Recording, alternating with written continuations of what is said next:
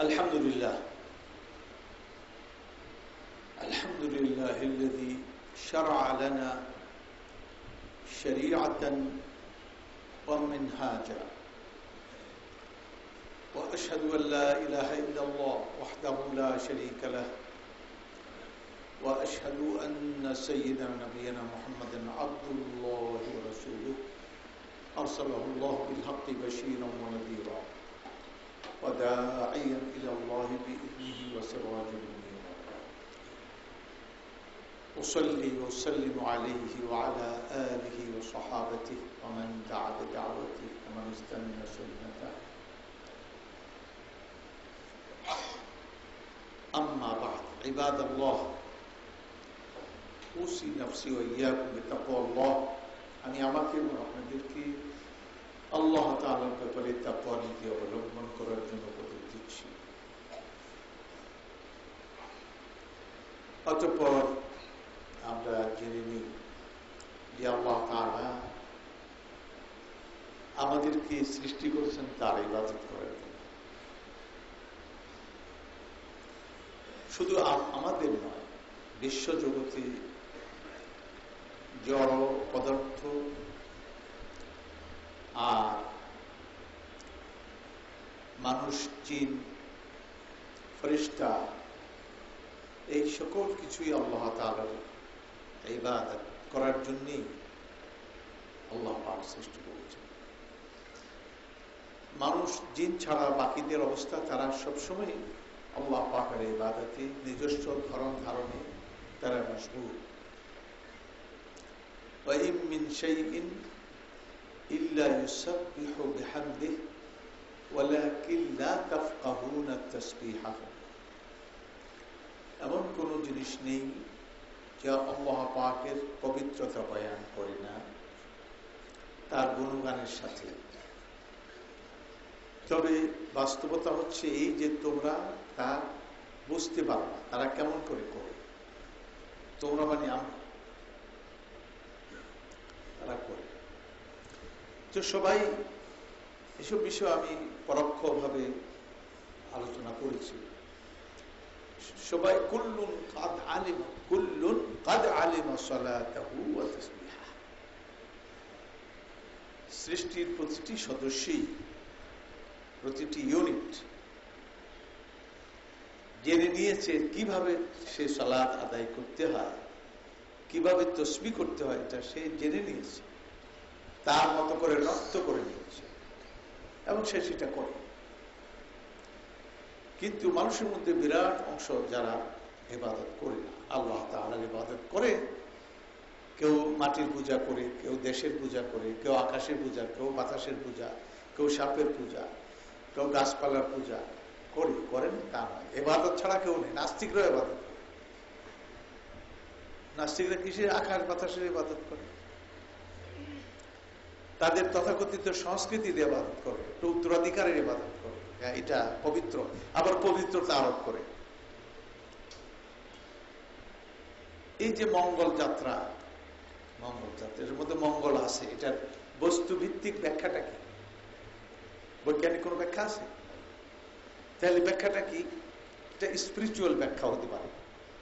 সেটা হলো তাদের আবেগ এবং তাদের নিজস্ব হওয়া প্রবৃত্তি, এগুলিকে তারা পবিত্র, এগুলির উপর পবিত্রতা আরোপ করে।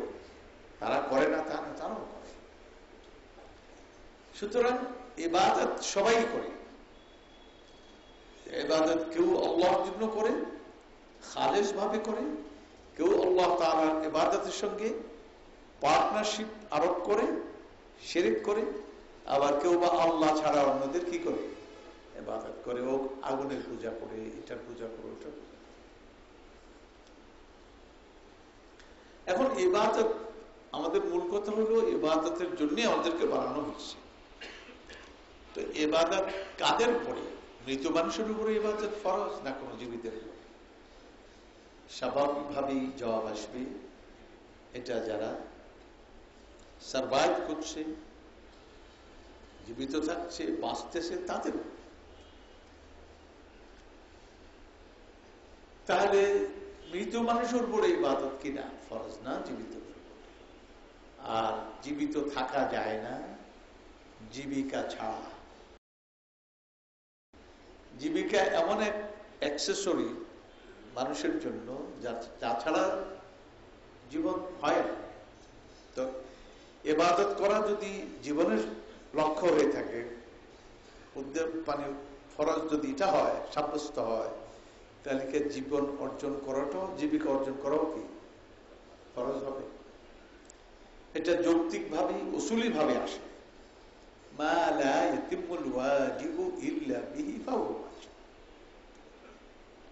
মুকদ্দিমাতুল ওয়াজিবি ওয়াজিবুন, মুকদ্দিমাতুল ফরজি ফরজ। অতএব আমি যদি মনে করেন আজকে জুমা পড়াতে হবে, এটা ওয়াদা আছে, অঙ্গীকার আছে, চুক্তিবদ্ধ। চুক্তি রক্ষা করা, আউফু বিল উকুদ, চুক্তি পূরণ করো, পরিপূর্ণ করো, ওয়াদা পূরণ করো, এগুলি আমরা অবলাইজড এই ব্যাপারে করতে হবে। কিন্তু এটা যদি রওনা দেই তাহলে কি জুমা পড়ানো সম্ভব? তখন যৌক্তিক ভাবে এই জিনিসটা আসে যে গাড়ি তুলতে হবে, তাও গাড়ি এটা হিসাব করতে হবে পার আওয়ার কত মাইল সে পার করতে পারে, এগুলি হিসাব। এরপরে সামনে জ্যাম লাগতে পারে, কিছু লাগতে, সবগুলি হিসাবে এনে গাড়ি তুলতে হবে। কোন সময় উঠতে হবে সেটাও ঠিক করে নিতে হবে। তাহলে এই ওয়াদা পূরণ করতে গিয়ে গাড়িতে উঠাও কি ফরজ হয়ে গেল? এটা মুকদ্দিমাতুল ওয়াজিবি ওয়াজিব, মা লা ইয়াতিমুল ওয়াজিব ইল্লা ফাহুয়া ওয়াজিব। তো জীবিকা অর্জন করতে হবে। এখন জীবিকা অর্জন করব, কিন্তু সেখানে আবার শরিয়ার কি আছে, কিছু বাইন্ডিংস আছে, বিধিনিষেধ আছে, কিছু হালালের বৃত্ত, হারামের বৃত্ত আছে, এর বাইরে যাওয়া যাবে না। সেই জন্য সেখানে আবার হালাল কামাই করতে হবে। কামাই জীবিকা অর্জন করলেই হবে না, কি অর্জন করতে হবে? হালাল। হারামটা করা যাবে। নগদ যা পাও হাত পেতে নাও বললেই হবে না, এটাকে আমাকে দেখতে হবে, এটা রাইট রং, এটা এভিল না গুড, জায়েজ না জায়েজ, হালাল না হারাম, দেখতে হবে। শরীয়ত এখানে আমাকে মামলাতের মধ্যে এই জিনিসগুলি আরোপ করে রেখেছে, বললেই হবে না, হালাল করে দেখতে হবে। সেই জন্য হাদিসের মধ্যে বলা হচ্ছে তলাবু কাসবিল হালালি ফরিদাতুন বাদাল ফরিদাহ। এতক্ষণ যা বললাম এক আয়াতের মধ্যে, এক হাদিসের মধ্যে সব বলে দেওয়া হয়েছে। তলাবু কাসবিল হালাল, হালাল কামাই অন্বেষণ করা, হালাল কামাই অন্বেষণ করা, ফরিদা অব্লিগেশন, কম্পালসারি, করতেই হবে, ফরজ, বাদাল ফরিদা। এই যে নামাজ পড়তেছি এটা ফরজ না, ডাইরেক্ট ইবাদত। তো এই ইবাদতের পরবর্তী ফরজ কোনটা? ওটা হয় না, যদিও ফরজ হিসাবে পরবর্তী, কিন্তু সিরিয়ালে আগে। সিরিয়ালে কি আগে বাঁচবেন, তারপর তো ইবাদত করবেন, কামাই করবেন না। যেমন নামাজ পড়াটা ফরজ, নামাজ পড়তে গেলে পবিত্র অবস্থায় পড়তে হবে, পবিত্রতা অর্জন করাও কি। এখন দুই বন্ধু এখানে আসছে, এসে দেখে যে জামাত দাঁড়িয়ে গেছে, একজন মসজিদে ঢুকছে, তার উজু আছে, আরেকজন উজু নেই, তিনি গেছেন উজু করতে, আরেকজন এখন নামাজ শেষ হয়ে যাবে, তো তুমি উজু করে লাভ কি? তুমি এক কাজ করো, নামাজটা পড়ে নাও, উজু তো যে কোনো সময় করে, উজুর জন্য তো কোনো ওয়াক্ত ঠিক করা নেই, সুতরাং উজুটা পরে করো, এখন জামাতটা ধরে নাও। এক্ষেত্রে কি করা? জামাত ধরবে না উজু করবে? জামাত পাক আর না পাক আগে কি, যদিও মূল লক্ষ্য নামাজ পড়া, উজুটা মূল লক্ষ্য না, ইবাদত করা মূল লক্ষ্য, খাওয়াটা মূল লক্ষ্য না। সুতরাং এই ক্ষেত্রে সিরিয়াল ঠিক ওইটা। তাহলে কামাই করতে হবে, কিন্তু কোরআন কারীম সূরা জুমাতে সুন্দর ভাবে আমাদের সামনে একটা বেশ বিষয় নিয়ে এসেছে। ইয়া আইয়ুহাল্লাযীনা আমানু, ঈমানদার সমাজ, ইযা নুদিয়া লিস-সালাতি মিন ইয়াউমিল জুমুআতি ফাসআউ ইলা যিকরিল্লাহ ওয়া যারুল বাই'a। ঈমানদার সমাজ, যখন জুমার দিন ঘোষণা দেওয়া হয়, আযান দেওয়া হয় সালাতের জন্য, ফাসআউ, তখন তুমি ধাবিত হও, ফাসআউ, ধাবিত হও, ইলা যিকরিল্লাহ, আল্লাহ তাআলাকে স্মরণ করা। যিকরুল্লাহ তাফসীর দুটো, একটা হলো সালাত, যিকরুল্লাহ। আকিমিস সালাতা লিযিকরি, সালাতকে কায়েম করো আমাকে স্মরণ করার জন্য। আল্লাহু আকবার, সামি আল্লাহু লিমান হামিদা, আল্লাহু আকবার, আলহামদুলিল্লাহ, সুবহানাল্লাহ। এই যে তাসবিহ সব হতে জিকির, আল্লাহ তাআলা জিকির হতে থাকে। সুতরাং সালাত জিকির, ফাসআউ ইলা যিকরিল্লাহ মানে সালাত কায়েমের দিকে ধাবিত হও। আরেকটি তাফসীর হলো খুতবা। সালাতের আগে কি খুতবা? খুতবাটাও ফরজ, কিন্তু জুমার নামাজ যেমন ফরজ, খুতবাটাও। সুতরাং খুতবা শোনার দিকে কি করো? ধাবিত হও। নতুবা কিছু লোক আছে খুতবা হয়ে যায়, এখন পেশা কিনে আরো কিছু করে নেই, তারপরে গিয়ে আমরা জমাতে আল্লাহু আকবার, কি না? খুতবা শুনতে আসতে হবে, ধাবিত হবে খুতবা শোনার জন্য চলে আসতে হবে। অবশ্য আজান, প্রথম আজান নবী সাল্লাল্লাহু আলাইহি ওয়াসাল্লামের জামানায় ওই আজানটাই ছিল যেটার পরে খুতবা শুরু হয়। ওসমান রাদিয়াল্লাহু তাআলা আনহুর সময়ে তিনি আরেকটি আজান চালু করে দিলেন। দেখলেন যে মানুষ আস্তে আস্তে একটু ঢিলামি করে, তো আগে নবী সাল্লাল্লাহু আলাইহি ওয়াসাল্লামের জামানাতে খুব তারা খুব অবস্থায় ছিলেন, স্মার্ট থাকতেন। স্মার্ট ফোন যেমন স্মার্ট, তারা ইবাদতের এসব যেমন স্মার্ট ছিলেন, খুব টাচে ছিলেন, তারা রেডি থাকতেন, প্রস্তুত থাকতেন। সে তারা হাজির হয়ে আগেই হাজির হতেন, ইয়ের আগে, আজানের আগে হাজির হয়ে যেতেন। তার কিন্তু পরবর্তী পর্যায়ে তৃতীয় খলিফা তিনি দেখলেন যে একটা আজান দিলে ভালো হয়, আর একটা আজান দিলে কি হয়? ভালো হয়। তাতে ওই আজানের সময় প্রস্তুতি নিবে, যাতে করে এই আজানে এসে ঠিক মতো প্রার্থিত মানে তার উপস্থিতি নিশ্চিত হয়। তো এক্ষেত্রে আমাদের সে আহলে হাদিসদের মধ্যে একটু কোন কোন জাহেল কিসিমের আহলে হাদিস আছে, সবাই না, এরা কয় এটা বেদাত। কোনটা বেদাত? আগের আজানটা বেদাত, নবীর জামানা। ওরা উল্লুক, তুমি জানো বেদাত কারে কয়? তুমি তো জাহেল, তুমি বুঝো নেই। নবী সাল্লাল্লাহু আলাইহি ওয়াসাল্লাম বলেন নেই, আলাইকুম সুন্নতি ওয়া সুন্নাতুল খুলাফায়ে রাশিদিন আল মাহদিয়িন, তোমরা আমার সুন্নত প্র্যাকটিস করবে আর খুলাফায়ে রাশিদিনের সুন্নত প্র্যাকটিস করবে। তাহলে বেদাত কেমন করে? সুন্নত তো নবী সাল্লাল্লাহু আলাইহি ওয়াসাল্লাম তো তাদের অথেন্টিকেশন তো তিনি দিয়ে গেলেন, অনুমোদন দিয়ে গেলেন যে তারা যেটা করবে সেটাও কি, যে সংস্কারগুলো তাদের সময়, সেটাও সুন্নাহ। বেদাত কেমন করে হলো? এটা তার না জানার কারণে, না জানার কারণে। সব আহলে হাদিস না, কিছু সব মূর্খ, কিন্তু আহলে হাদিস দাবি করে। তো যাই হোক, ওসমান রাদিয়াল্লাহু তাআলা আনহু, তাহলে বলতে ওসমান বিদআতি। মাশাআল্লাহ, আপনি খুব সুন্নতি আসে বললেন। ওসমান রাদিয়াল্লাহু তাআলা তিনি সেখানে বড় বড় সাহাবারা ছিলেন, আপনাদের চাইতে ওই সাহাবারা বিদআত বুঝতেন না, তারা প্রতিবাদ করেননি কেন? ওমর রাদিয়াল্লাহু তাআলা যেখানে বললেন যে দেনমোহর কম করো, এক মহিলা দাঁড়িয়ে প্রতিবাদ করতেছে, এটা বিদআত না, এটা হলো হযরত ওমরের ভুল বুঝাবুঝি। তিনি এটার আয়াতের অর্থ এটি খেয়াল করেননি, সেই জন্য মহিলা ধরেই দিল। কি ধরে দিল? যেমন ইমাম নামাজের মধ্যে ভুল করলে বিদআত করছে, আপনি ধরে নেন, বিদআত না, ভুল, ওটা হলো ভুল। তাহলে ওমর রাদিয়াল্লাহু তাআলা মহিলার প্রতিবাদকে গ্রহণ করলেন, বললেন আসাবাত ইমরাতুন আখতা, মহিলার কথাটা ঠিক, ওমর ভুল করে ফেলছে। আর আমরা কিন্তু ভুল করি না। আমরা কেন ভুল করি না? আমাদের দল খুব ভারী। আমরা ভুল করলে যদি এটা ভুল কেউ কয় তো দলের লোকেরা স্লোগান দিব, ঠিক করছে, ঠিক করছে, ঠিক করছে, মিছিল বের করবো, এটা করবো, ঠিক করছে। বিচার তো করবেন আল্লাহ তাআলা। কিয়ামতের দিন দেখবেন এই লাফালাফির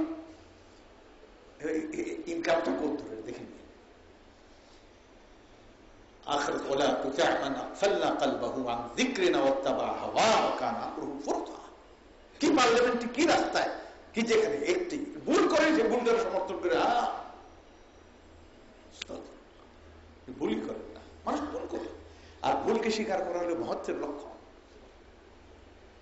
সেদিন কোন দেশের প্রধানমন্ত্রী, কালকের পত্রিকা দেখলাম, প্রধানমন্ত্রী মাপ চাইছে, কার কার চুল দূরে টান দিয়েছিল। এটা নিয়ে সমালোচনার সঙ্গে সঙ্গে প্রধানমন্ত্রী কি করছে, ওরা ভুল করলে কিন্তু স্বীকার করে, আমরা ভুল করলে কিন্তু স্বীকার করি না। এটা হলো আমাদের একটা জ্ঞানের অভাব, জ্ঞানের অভাব, আর কি ইগনোরেন্স। বিচারপতিকে চ্যালেঞ্জ করছে আবু ইউসুফ রহমতুল্লাহ আলাইহি, তাকে জিজ্ঞেস করে এই মাসলা আপনার মত কি? তিনি বললেন আদ্রি, জানি না। আনতা তাখুযু কাযা ওয়া কাযা তাকুল লা আদ্রি, এত এত বেতন খান আপনি, আর মসলা জিজ্ঞেস করলে আমি জানি না, এত বেতন খান কেন? চিফ জাস্টিসকে বলতে কেমন লাগে আপনার কাছে? আবু ইউসুফ কি করলেন? তিনি বললেন আরে থামো, আসতে চলো, আমি যা জানি সেই হিসেবে তো বেতন দেয়, না জানি যেদূর না জানি ওই হিসেবে কি বেতন দেয়? ওই বেতন দেওয়ার ক্ষমতা তোমার খলিফার নাই, জানা হিসেবে তো বেতন দেয়। দেখি কি সুন্দর জবাব দিলেন। কিন্তু আমার দেশে যদি হইতো, কোর্ট অবমাননা করছে, কোর্ট কি করছে, অবমাননা করছে, সঙ্গে সঙ্গে তাকে দেখবেন যে তাকে ডাকা হতো। সব মানে আমরা সকল পর্যায়ে আমরা এই পর্যায়ে পৌঁছে গেছি এখন। কথায় কথায় এই সমস্ত জিনিস, মানুষকে অপমান করা, মানুষকে খাটো করা, মানুষকে, এগুলি যেন আমাদের কাছে আনন্দ দেয়। এটা ব্যক্তিগত পর্যায়ে গালি দিলে, সমালোচনা করলে, টিটকারি করলে খুব ভালো লাগে আমার কাছে। এবং টিটকারি করে কথা বলছে খুব ভালো লাগে। এগুলি মানবতা এমন পর্যায়ে পড়ছে, আমাদের মান এত ফল করেছে যে মাঝে মাঝে কাঁদতে ইচ্ছা করে। আমার কান্না দেখবো কি, দরকার নেই, নিজের মনে মনেই কাঁদি। এগুলি ভাবলে কষ্ট লাগে, খুব কষ্ট লাগে। আমরা কোথায় চলে যাচ্ছি? সামনের দিকে না পিছনের দিকে? আমরা ডিগ্রি নিচ্ছি, উচ্চশিক্ষা লাভ করছি, কিন্তু আমরা ক্রমই সকল দিক থেকে যেন আমরা পিছিয়ে যাচ্ছি। মানবতা যেখানে পদদলিত হয়ে যাচ্ছে, মানবিক মূল্যবোধ গুলো আজকে ধ্বংস হয়ে যাচ্ছে। বলছিলাম কামাই রোজগার করতে হবে, এটা ফরজ। এখন কি কামাই করবেন? হালাল না হারাম? হালাল কামাই করতে হবে। তালাবু কাসবিল হালালি ফরিদাতুন বাদাল, এটা মূল ফরজ। তো এগুলো ইবাদত, ডাইরেক্ট ইবাদত, কিন্তু এইগুলি ওইগুলি ছাড়া হয় না, সেজন্য ওইটাও ফরজ। ওইটাও কি? তাইলে আজান দেয়া হলো, ধাবিত লোকেরা আসলো মসজিদে। মসজিদে আসার পরে কি করতে আসবে? খুতবা শুনতে আসবে, যিকরুল্লাহ। এই যিকরুল্লাহ থেকে আবার আমাদের হানাফি মাযহাবী কিছু বড় মৌলবী কিন্তু কি করে, ওই আবার এই জাহিলিয়াতের শিকার। কয়েক খুতবা মানে আর জিকির করলে খুতবা হয়ে যায়, এটার সব ক্ষতি হইবে তা না। এমন লোকদের কলমে আসছে যে ভাবলেও হাত লাগে। জিকির মানে খুতবা, এটা হলো খুতবা। নবী সাল্লাল্লাহু আলাইহি ওয়াসাল্লাম জিকির সুবহানাল্লাহ, আলহামদুলিল্লাহ, আল্লাহু আকবার, ওয়ালাদ দাল্লিন, আমিন, এইভাবে নামাজ পড়াইছে, বক্তব্য দিয়েছেন।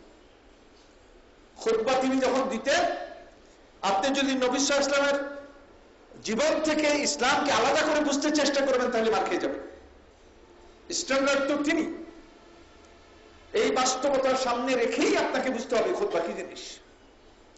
ইবনুল কাইয়িম বলেন, নবী সাল্লাল্লাহু আলাইহি ওয়াসাল্লাম যখন খুতবা দিতেন, তখন তিনি কি হতেন? আলা সাউতুহু, তার আওয়াজ খুব উঁচু হয়ে যেত।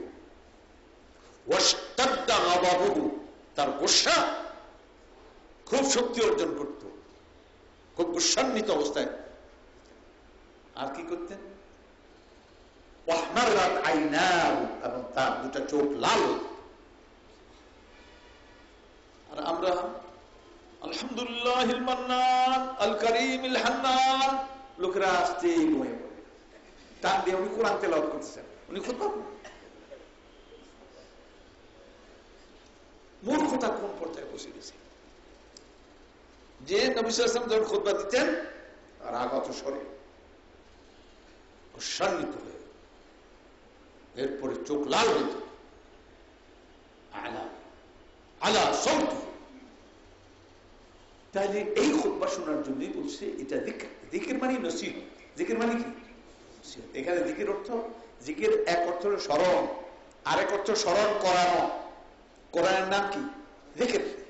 এটা কি স্মরণ? স্মরণ করানো। ফাযাক্কির, নবী সাল্লাল্লাহু আলাইহি ওয়াসাল্লাম স্মরণ করিয়ে দাও কোরআন দিয়ে। ফাযাক্কির বিল কোরআন, কোরআন দিয়ে স্মরণ করো। তো কোরআন কি খালি সুবহানাল্লাহ আলহামদুলিল্লাহ ইন্নালিল্লাহ? সুবহানাল্লাহ কোরআনের মধ্যে হালাল হারাম, শিক্ষা, সংস্কৃতি, লেনদেন, বিয়ে শাদী, ঘর সংসার, দুনিয়া আখিরাত, আসমান জমিন, মাটি পানি, পিঁপড়া, মশা, কি আছে নাকি নাই? এগুলি কি জিকির? আপনাকে ওই জিকির সুবহানাল্লাহ। কাজী ওনারা ভুল করছেন, আহলে হাদিসদের ওরা ভুল করছে, এরা ভুল করছে। এখানে হানাফিরা, হানাফি করে আল্লাহ হেদায়েত করুন। আমি হানাফি কিন্তু। তারপরে অবস্থা হলো এই যে সুবহানাল্লাহ সুবহানাল্লাহ, খুতবা, খুতবা শুনতে ধাবিত হও। ওয়াদারুল বাই'a, আর কি করো? ক্রয় বিক্রয় ছেড়ে দাও। এই আরেকটি বিষয় হলো, এটা প্রসঙ্গত বলে যাই, এই যে আমি বাংলা খুতবা দিচ্ছি, অনেকের গায়ে আগুন লাগিয়ে দিচ্ছি, বাংলা খুতবা কিনে বাংলা খুতবা জায়েজ নেই। পক্ষান্তরে সৌদি গ্র্যান্ড মুফতি এবং তাদের কিবারুল উলামা, তাদের যে কমিটি আছে, তাদের হলো এমন কোন ভাষায় খুতবা জায়েজই নাই যে খুতবার জনগণ বুঝে না, জায়েজ নেই। তার দলিল কি? দলিল দিয়েছেন তারা। এখন ভাষা, কোরআন কোন ভাষায়? আরবি ভাষায়। কিন্তু কোরআন আবার ভাষাগুলি সম্পর্কে বলছে যে আমিন আয়াতিহি ইখতিলাফু আলসিনাতিকুম ওয়া আলওয়ানিকুম, তার নিদর্শন সমূহের মধ্যে এটি একটি যে তোমাদের রঙের বৈচিত্র্য, তোমাদের ভাষার বিভিন্নতা এবং রঙের বৈচিত্র্য, এটা আল্লাহ পাকের কি আয়াত। তাহলে আরবি, বাংলা, ইংরেজি সমস্ত ভাষাই কার? এগুলি আয়াতুল্লাহ। কোরআন শরীফের আয়াত যেমন আয়াত, ভাষাটাও আয়াত, মাটিটাও আয়াত, আসমানও আয়াত, চন্দ্র সূর্য আয়াত, এগুলি আয়াত নিদর্শন বলা হচ্ছে। কিন্তু ওনারা কোরআন বুঝবেন না, কোরআন পড়বেন সওয়াবের জন্য, বুঝার জন্য। হাদিস শরীফ বুখারী পড়বেন, এটা পড়বেন আমলের জন্য না। এই যে সিয়াসতটা পড়ায় আমলের জন্য, সওয়াবের জন্য। খতম করার, কারোর বিপদে পড়লে, অসুখ হইলে এই বুখারী খতম করলে রোগ ভালো হয়ে যাবে। মূর্খরা এটা বুঝে না যে তেলাওয়াত, তেলাওয়াত শুধুমাত্র কোরআনের সঙ্গে জড়িত, বুখারীর মধ্যে তেলাওয়াত নেই, কোন হাদিস গায়রে মাতরু, ওয়াহি গায়রে মাতরু, এই তেলাওয়াত করা যাবে না, বিদআত, সুস্পষ্ট বিদআত। বড় বড় মাওলানা, বড় বড় মাদ্রাসায় এই বুখারী খতম করে ইয়ে করে, খতম মানে কোরআন খতম, বুখারী খতম, মানে তেলাওয়াত করে খতম করে, আসলেই খতম করে শেষ, ইসলামী শেষ, সব শেষ। এগুলো হলো মূর্খতার কারণে। এখন এই খুতবা নিয়ে তার হইচই অনেক করেছে। ধর্ম মন্ত্রণালয় মিটিং ডেকে আমাকে হাজির করছে, সেখানে এই দেশে বড় আলেমরা ছিলেন, সেখানে বক্তব্য হলো। কিন্তু শেষ পর্যন্ত ডিবেট হওয়ার পরে ফয়সালা হয়েছে যে যেটা করে করুক, এটা নিয়ে আমরা প্রচলিত বছরে যাবো না। তাহলে আমি ছিলাম আমার পক্ষে, আরেকজন আলে হাদিস ছিলেন, দুইজন ছিলেন, বাকিরা সর্বদিকে না, কোনো ভাষায় খুতবা হবে না। ধর্ম মন্ত্রণালয় এটা নিয়ে কথা উঠছে যে এই খুতবাটা তো ভালো, মানুষে শুনে, মানুষের অনেক কিছু সুতরাং কেন বাইতুল মোকাররম অন্যান্য মসজিদ এটা হবে না, এই নিয়েই আবুল ফজল সাহেব ছিলেন সচিব, তিনি এই মিটিংটা ডাকছিলেন, কিন্তু হইল না। যাই হোক, কথা হচ্ছে তালাবু কাসবিল হালালি ফরিদাতুন বা'দাল ফরিদা। এখন আপনি মসজিদে গেলেন, খুতবা শুনলেন, নামাজ হলো ওয়াদারুল বাই'a। এখানে পজিটিভ আর নেগেটিভ দুটাই। একটা হলো ধাবিত হও খুতবা শোনার দিকে, আরেকটি হলো ওয়াদারুল বাই'a, একটা আদেশ একটা নিষেধ। ক্রয় বিক্রয় বন্ধ করে দাও। তার মানে সকালবেলা যদি কেউ দোকান খুলে থাকে, বেচা কিনে করতে থাকে, ওই সময় নিষেধ আরোপিত হলো যে এখন যে আজান দিল ছেড়ে দাও। ছেড়ে দেওয়া মানে কি, এখন আপনার একটা পয়সা যা ইনকাম আসবে হারাম আসবে, হালাল হবে না। এই যে দোকানগুলি খুলছে, এরা খোলা রাখছে, দ্বিতীয় খুতবা দ্বিতীয় আজানের পরে একটা ইনকাম তাদের হালাল হবে না, সমস্ত আরাম হবে। কারণ আল্লাহ পাক নিষেধ করেছে আমাদের বাইরে বেচা কিনে ছেড়ে দাও। এবং ফুকাহা সবাই একমত এই ব্যাপারে, কোনো দ্বিমতই নেই। যে কারণে সুস্পষ্ট নিষেধ, তখন বন্ধ করে দিতে হবে, মসজিদে চলে আসতে হবে। তারপরে কি, এরপরে বলা হয়েছে ফাইদা কুদিয়াতিস সালাতু, আপনারা মসজিদে এসে বাইরের থেকে মসজিদে নিয়ে আসলো। ইসলাম কয় আমার কাজ শেষ, বাকিটা তুমি স্বাধীন। আমার কাজ ছিল মসজিদে নিয়ে আসা। ইসলাম কি বলে, তোমাকে তো মসজিদে খালি আনি নাই, বাইরে থেকে আসছে, একটা কাজে ছিল না, কাজ থেকে মুক্ত করে নিয়ে আসছে, অতএব তোমাকে আমার কাজে নিয়ে যেতে হবে। সেটা কি, ফাইদা কুদিয়াতিস সালাতু, অতঃপর নামাজ যখন সম্পন্ন হয়, ফান্তাশিরু, তখন তোমরা ছড়িয়ে পড়ো। ফান্তাশিরু, ছড়িয়ে পড়ো। ওয়াবতাগু মিন ফাদলিল্লাহ, আর আল্লাহ পাকের ফজল, অনুগ্রহ অন্বেষণ করো। অনুগ্রহ অন্বেষণ করো। অনুগ্রহ কি জিনিস এখানে? ফজল মানে অনুগ্রহ। আপনারা দেখবেন বাসের মধ্যে, আজকাল এগুলি লেখে কিনা জানি না, আগে দেখতাম বাসের মধ্যে লেখাতে হাদা মিন ফাদলি রব্বি, বাড়ি সুন্দর বাড়ি বানিয়ে বাড়িতে লেখে হাদা মিন ফাদলি রব্বি। সৌদিরা লেখে তাবারাকাল্লাহ মাশাআল্লাহ। তো হাদা মিন ফাদলি রব্বি মানে আমার রবের অনুগ্রহ। তাহলে এই অনুগ্রহ মানে কি, কামাই, হালাল কামাই। এটাকে, এটার অপর নাম হলো ফদলুল্লাহ। আরেক জায়গায় খের, মালকে খের বলে, খের মানে কল্যাণ। আরেক জায়গায় বলেন আল্লাহ আল্লাযী জাআলা আল্লাহু লাকুম কিয়ামান, তোমাদের দাঁড়ানোর বিষয় বানিয়েছেন মালকে। দাঁড়ানো মানে কি, মেরুদণ্ড। মাল হলো তোমাদের জীবনে মেরুদণ্ড। কিয়ামটা ছাড়া নাল খাজা যেতেও করবা, জীবন দাঁড়ানো অবস্থা থাকবে না। কোন সময় এটা ফজল বলা হচ্ছে, কোন সময় খায়র, ওয়া ইন্নাহু লিহুব্বিল খায়রি লাশাদীদ। খায়র মানে এটা সম্পদ। আরেকটা কি, কিয়াম। তিন শব্দ আছে কোরআন কারীমে, অর্থ কি বলা হচ্ছে। এগুলি রূপক অর্থে, রূপক, কৃত্রিম না, রূপক। মাজাজ বলে, রূপক অর্থে বলা। আমরা বলি না যে তার কপালে যেন একটা তারকা ঝলমল করছে, আসলে কি তারকা? আলোকিত চেহারা, রূপক হচ্ছে। এটি ভাষার একটা সুষমা। সুষমা। তো সেখানে বলা হচ্ছে যে ফাইদা কুদিয়াতিস সালাতু ফান্তাশিরু ফিল আরদ, নামাজ শেষ হয়ে যায়, ভূখণ্ডে ছড়িয়ে পড়ো। ওয়াবতাগু মিন ফাদলিল্লাহ, আল্লাহর ফজল অন্বেষণ করো।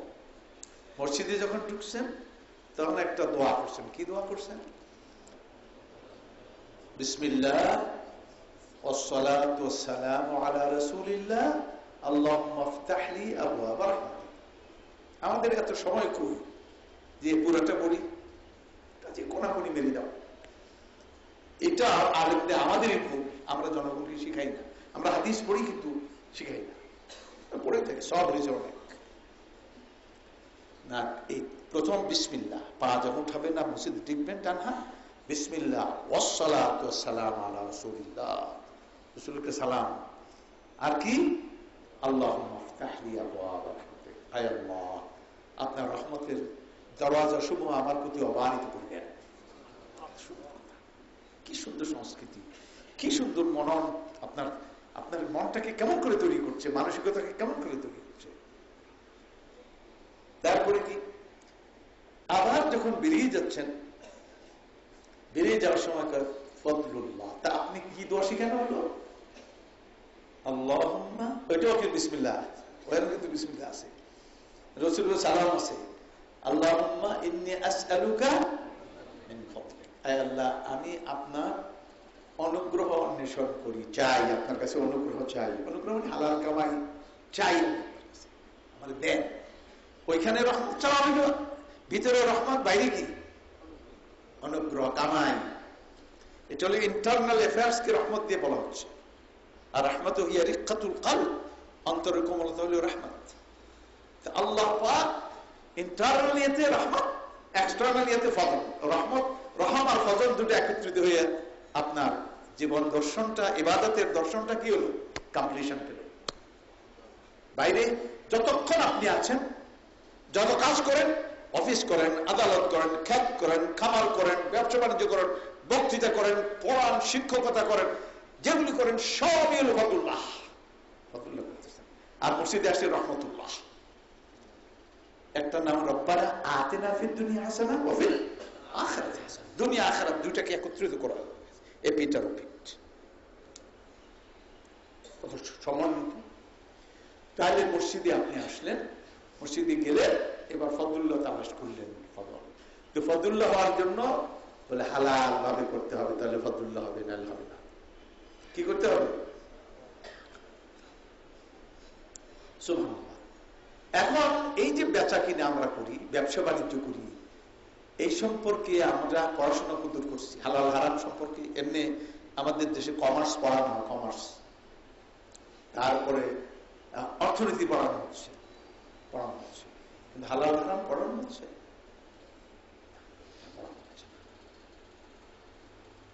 হালাল হারাম বলে যে হুজুর এখন তো দুনিয়াতে আসি, দুনিয়া কামাই করতে দেন, মরার পরে কি আর কোন কাজ থাকবে? তখন আখিরাত কামাই করবো? জি না, ওই পারে যাওয়ার পরে আখিরাত কামাইয়ের কোন সুযোগ নাই। আপনি গেছেন কি বলে মালয়েশিয়া, কি করতে গেছেন? মালয়েশিয়া সুখে থাকার জন্য না বাংলাদেশে সুখে থাকার জন্য? বাংলাদেশে সুখে থাকার জন্য। অনেক কামাই করতে গেছে, ওখানে খেতে হবে, থাকতে হবে, কিন্তু পয়সা যা কামাই করেন সব যদি ওইখানের জন্যই করেন, তাহলে আপনার তো নাগরিক এই দেশে আসতে হবে আপনাকে না এখানে। অতএব আপনি ভাগ করবেন, এতটুকুন মালয়েশিয়ার, এতটুকুন, কিন্তু এই পুরোটাই ভাগ করছেন মালয়েশিয়ায় বসে, বাংলাদেশে বসে না। ওইখানে যা আমি কামাই করছি এতটা আমি এখানে, আর এতটা আমার বাংলাদেশের জন্য। ঠিক এই পৃথিবীতে আপনি যাই রোজগার করছেন ভাগ করে নেবেন, এটা আমার কিসের জন্য? আখিরাতের জন্য। এটা আমার দুনিয়ার জন্য। মজার ব্যাপার, মজার ব্যাপার কি? হালাল কামাই। হালাল হলো হালালটা কামাই। কামাইটা হলো বস্তুগত, বস্তু নির্ভর যে জিনিসটা আপনি কামাই করলেন। আর হালালটা স্পিরিচুয়াল। হালালকে কোয়ালিফাই করলেন, কামাইকে কোয়ালিফাই করলেন হালাল দিয়ে। তাহলে একই সঙ্গে হালাল কামাই, তো কামাইটা তো এখানে খেলেন, চাউল কামাই করছেন, বেতন টাকা খেলেন, হালালটা রয়ে গেছে।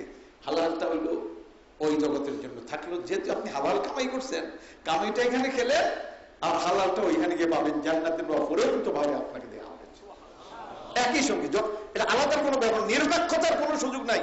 এই নিরপেক্ষতা যে দর্শন, এটা হলো একটা মূর্খতা। নিরপেক্ষ বলতে কোনো জিনিস নেই এখানে, এটা ইগনোরেন্স। আপনি কোন জায়গায়, আমার একটা জায়গা আমাকে দেখে দেন এখানে আপনি দিন থেকে নিরপেক্ষ হচ্ছেন, একটা জায়গা দেখে দেন, আমি সঙ্গে সঙ্গে দলিল দিয়ে দিচ্ছি, সুযোগ নেই। আপনার প্রস্রাব পায়খানা থেকে শুরু করে, আপনার কনজুমার লাইফ থেকে শুরু করে, দোকানদারি, অফিস, আদালত, রাজনীতি, অর্থনীতি, ক্রয় বিক্রয়, বক্তৃতা, যাই কিছু করেন আপনি, সমস্ত কিছুর সঙ্গেই বৈধতা আর অবৈধতা কি আছে, জড়িত আছে। বৈধ কি হবে?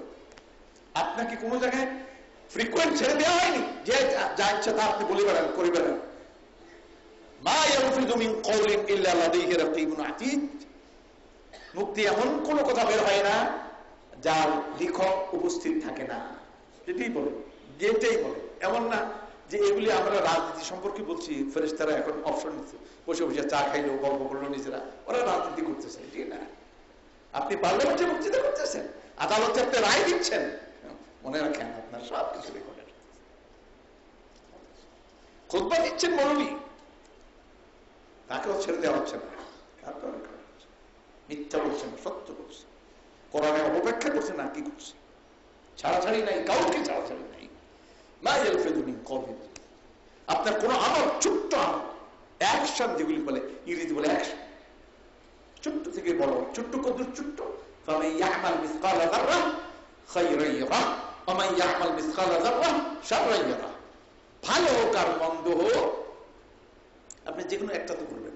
আপনি কি কোনো কথা কইতে পারেন যে এটা ভালো না মন্দ না? এরকম নিরপেক্ষ একটা আমল বাইর করেন, এটা ভালো না মন্দ না, একটা বাইর করেন, দেখি কেমন পারেন। যেটা ভালো না সেটাই মন্দ, আর যেটা মন্দ না সেটাই ভালো। হয় ভালো হবে না হলে মন্দ হবে, হয় আখিরাত মুখী হবে না জাহান্নাম মুখী হবে, হয় হালাল হবে না হয় হারাম হবে। মাঝখানে আপনি নিজকে আত্মপ্রতারণা করছেন এই স্লোগান দিয়ে যে না এখানে আমি একটা আলাদা ইয়ে করছি, এটা আপনার আত্মপ্রতারণা। ওই হরিণ বাঘের থাওয়া খেয়ে পালিয়ে গিয়ে গাছের আড়ালে দাঁড়াইছে, আড়ালে গিয়ে দাঁড়িয়ে কি করছে? তার নিজের চোখকে আড়াল করছে। বাঘ আর দেখা যায় না, ওনার যে বিরাট বডিটা, বাঘ কিন্তু ওনারা দেখে না, উনি বাঘ দেখেন না গাছের আড়ালে। এটার নাম হলো এই নিরপেক্ষতা, নিজকে আড়াল করছেন মাত্র। কথা বুঝতে পারছেন? বাঘ তো তাকে ধরবে আরো সহজেই, সহজেই যাবেন কোন দিকে? সুবহানাল্লাহ, আল্লাহ পাকের কোর্টটা হলো কিয়ামতের দিন, এটা হলো পরম কোর্ট এবং নিরঙ্কুশ কোর্ট। এই কোর্টে যারা কোর্ট আজকে চালাচ্ছেন তাদেরও ধরা হবে, যারা অ্যাডভোকেসি করতে তাদেরকে ধরা হবে, যারা আসামি তাদেরকে ধরা হবে, যাদেরকে শাস্তি দেওয়া হচ্ছে তাদেরও ধরা হবে, আর তাদেরকে ছেড়ে দেওয়া হচ্ছে তাদেরও ধরা হবে। সেই কোর্টে ইয়াউমা ইয়াকুমুন নাসু লিরাব্বিল আলামিন, গোটা মানব জাতি রব্বুল আলামিনের সামনে দণ্ডায়মান হবে। সেই কোর্টে দণ্ডায়মান হবে। ইয়াউমুল হিসাব, এর নাম কি? হিসাব, হিসাব নিকাশ, হিসাব না হবে। অতএব এখন কি হলো? আপনি বাড়িয়ে গেলেন, এখন এবার হালাল কামাই করবেন। হালাল কামাই করার জন্য মেকানিজম আছে। কি কার? আপনি এখন যৌথ কারবার করবেন। যৌথ কারবার যদি করেন, এটার নাম হলো মোশারাকা। এটার কি বলুন? মোশারাকা, পার্টনারশিপের ব্যবসা।